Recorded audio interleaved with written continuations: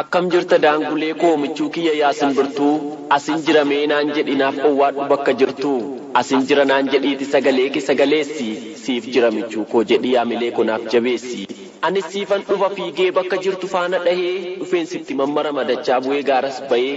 arreedeensi biraan ba'a farda jaalalaan gulufee jaalala kichuun si soora bakka jirtu qaamaan dhufee.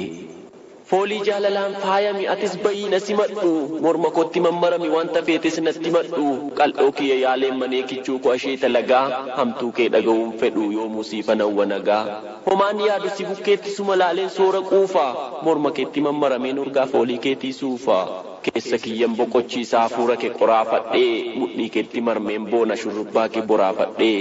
Namummaa kositti dhiiseen hirriba jaalalaa rafaa tasa si dhungachuu dhufe morma kan kee jalattafaa qaroo kiyya jalaan baatu fagoo jirtus halaalaa karaa ati baatee galtu faana kan kee lafa laalaa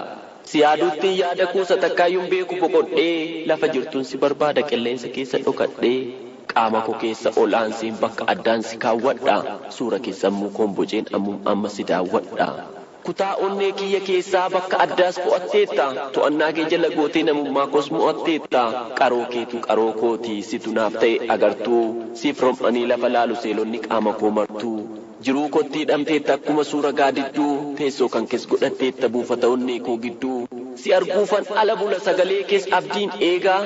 amman si araada akkuma ilmoo wareegaa jarjareen alatti fiiga ijaan si arguuf sardamee bakka jirtu fiigeen dhaga yaabee bu'ee jirmaaf damee. Sagalee kee araadeetan siif bilbila amma hin quufamtu hin nuffamtu dhamdhamni kees damma icciitiin jaalala keetii jiraachuu koo fuuragaadha keessoon qaama onnee kiyyas yoo si argattu nagaadha onnee kiyya qofaa miti qaama koo hunda sitti bana maashaaleen koo siin diriiru sombi kan koo siin argana hangan lubbuun jiraadhutti anaaf si dhabuun balaadha soora keenan oolee bula afurri kees naaf galaadha yeroon taa'ee si yaadu si diinqa manaa keessa galee anuu dhufeen sitti marma koronaa naa darbu malee.